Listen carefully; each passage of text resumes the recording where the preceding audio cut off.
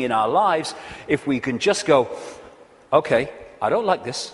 1, 2, 3, 4, 5, 6, and eventually the reptilian brain loses its power because it's a reaction power, and once the reaction's gone, it's lost its power, and we can think things through. And if we stop reacting through the reptilian brain, then we are massively disconnecting from the moon matrix. And as these truth vibrations change the nature of this energetic control of the human collective mind, the hive mind that we've been connected to, then its expression, this structured world, the way we work. And, you know, my brother said to me once, what's it all about, Dave? He said, you get up in the morning, you go to work, you come home, you have your tea, you watch telly a bit, and you go to bed. You get up and you go to work. I mean, look at it. It's the way it is, the way it's structured. It's slavery because it's so limited. And I've talked to people once, the last time I spoke at the Oxford Union, I was talking to some students. They could not perceive a world in which there wasn't a hierarchical structure of government because there would be chaos. That's the left brain at work. And people, when you think, look, this world is crazy. It's not serving people. People are serving it. That's what we are. We're slaves to a system. Politicians are slaves to a system. They go into the system. They think they're going to change it. The system changes them. And therefore, we can't perceive left brain, old epoch, that actually there are other ways of living, of interacting, other ways of providing food and warmth and what you have, other ways of living life than this drudgery. But as we expand our awareness, then other ways of interacting will become very obvious to us. Blinded by belief, believe. This is one of the control system's greatest weapons to control the human psyche. Get them to believe something. They don't care if it's this religion or this political belief or whatever it is. As long as you believe something powerfully, then they got you. Because belief builds walls around itself, repels all borders that challenge that belief, and suddenly you're living your life on a postage stamp or a dot. And your true ability to perceive in an expanded way is gone. You've given it up to the belief. This is how it must be. And once you have a belief, like a religious belief, then there are rules and regulations. Walls go around the belief. If you're going to be one of us, you must believe this. You can't believe that because they believe that, so you'll be one of them if you believe that, and all the rest of it. Here we go. We're all possibility. What are we doing having rigid beliefs when we're all possibility? Religion is mind. And there are many expressions of religion, not just going to church. There are many religions of the mind of various kinds that don't appear to be, but they are. Addictions of the mind. It's mind.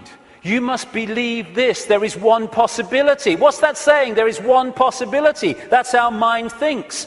Consciousness, there is one possibility. You're having a laugh, darling. So religion, as we know it, is not going to survive this epoch change either, because it's an expression of the last one.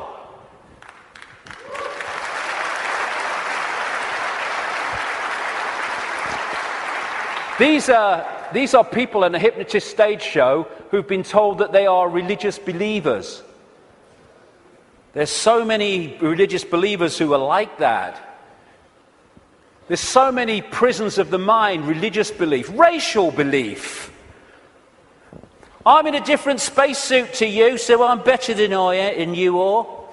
It's like being two spacemen on the moon and they're having a bloody argument because the spacesuit is that colour and that spacesuit is that colour and that was made here and that was made there. Mine's superior to yours. It's childish, child's play.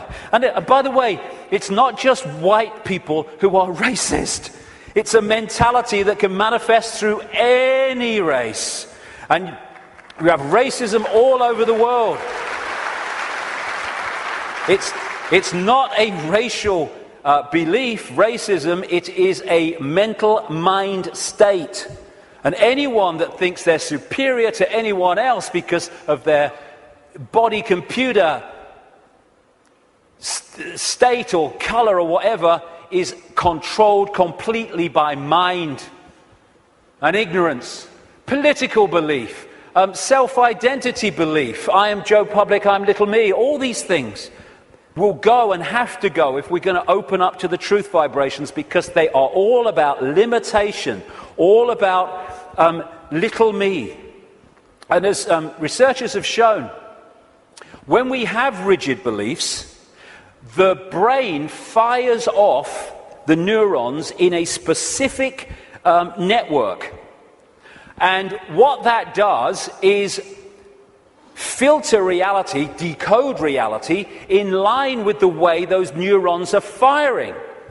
Therefore, it continually edits its reality and creates self-fulfilling prophecies, if you like, that it keeps seeing the world according to its belief. Despite receiving information that challenges the belief, it just filters that information in line to protect its belief. And then when you change your belief system, as has been shown in research, the neurons start firing in a different way, and you start seeing the world in a different way.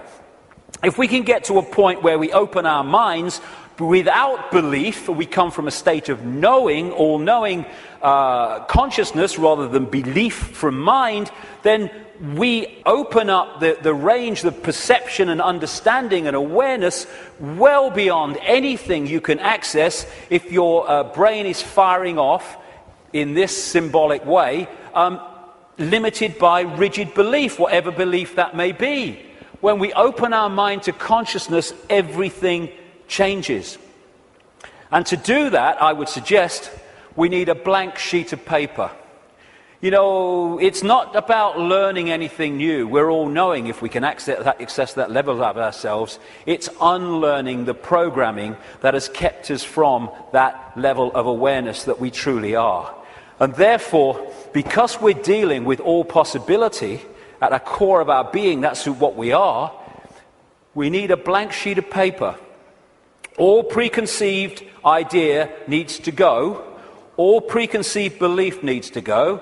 And let information, intuitive knowing, decide what we think about things and feel about things rather than preconceived idea. It's not possible becomes, well, let's see if it's possible on the basis of the evidence, the basis of the information, the basis of how I feel.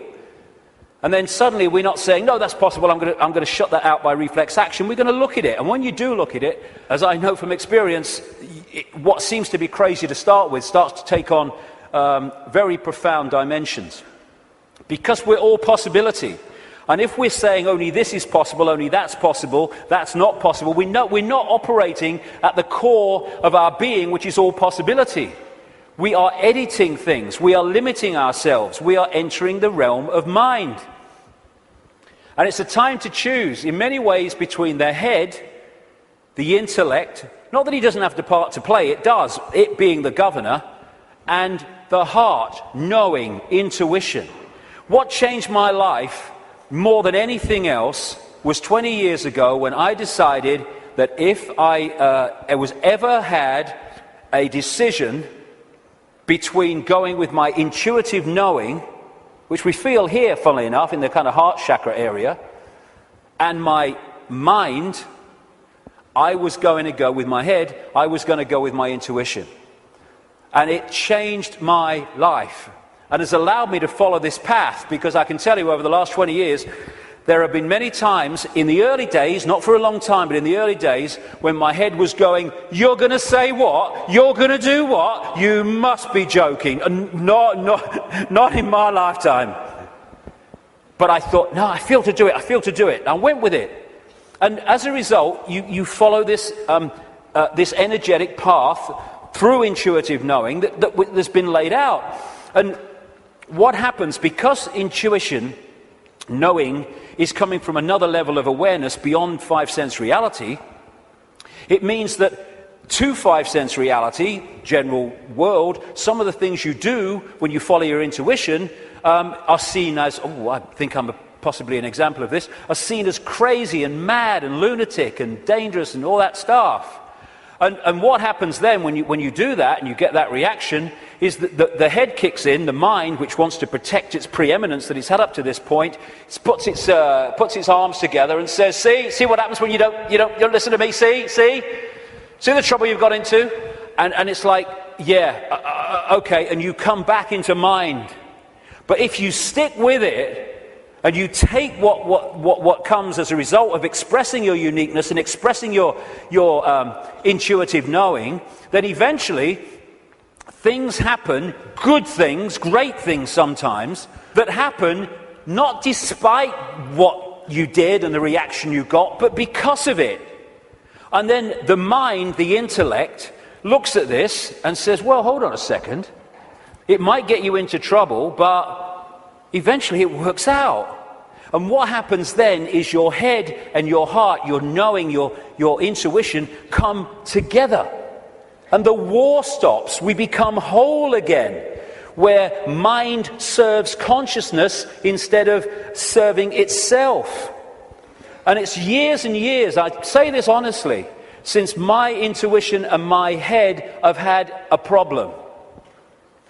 It's an incredible feeling, because it's like, when you start out, it's like, I feel to do this. You're not doing that. No. And then after a while, when this sync takes place, it's like, I feel to do this. And the head goes, okay. And it's a totally different way of interacting with the world. The war stops.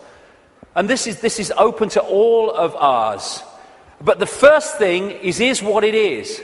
It's to face the situation we're in, and then we can do something about it. First thing, to realize that up to this point, we have been slaves thinking we were free. And so the first stage is to acknowledge that, and when we do, we can do something about it because we're accepting what the situation is. The second thing is to choose freedom over slavery and be prepared to do what is necessary to achieve that freedom over slavery. And when we do that and we mean it, there is a shift in our energy field. As that shift takes place, what I call magnetic attraction, it's the energy field is of the human body is an expression vibrationally of our state of being, mentally, emotionally, what we might call spiritually. And therefore, our state goes out as a vibrational field, and it draws in other vibrational fields that sync with it. We call these people, places, locations, ways of life, jobs, opportunities, or lack of them. So when this shift takes place, because we've said my intent, very powerful intent, is that I want freedom, and I want to end my life. I'm not going to be a slave anymore. I'll do what is necessary to understand who am I, where am I. Suddenly this energy field shift takes place, and we start drawing in new people, places, locations, opportunities, etc., that are syncing with the new vibrational state as opposed to the old one. And at this point, and I experienced this big time in the public eye, we experience this shift as our lives falling apart. Partnerships may end. We may lose our job. We may change location. We may, like me, undergo massive ridicule. But what if we understand what's happening? The old energy field, the old you, the old intent, the old awareness was pulling in the old life. And then when it shifts, it's pulling in a very different expression of the new vibrational self. And that transitional period, when the shift takes place, the old life falls apart. But if you want to change your life, then the old life has to fall apart unless it serves the new one.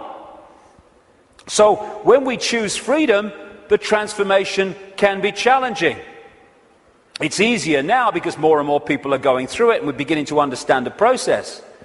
I felt like this so many times. I went to the top of a hill in the south of England, the west of England, one day because I didn't want to upset anybody. I went to the top of this hill in the middle of nowhere and I screamed my frustration out. I know what this image means, and so many other people do. But it was the old life breaking down so the new one can take over. It's time to know thyself. Not thyself that we've been told we are, but thyself which we really are. This self, everything from the beginning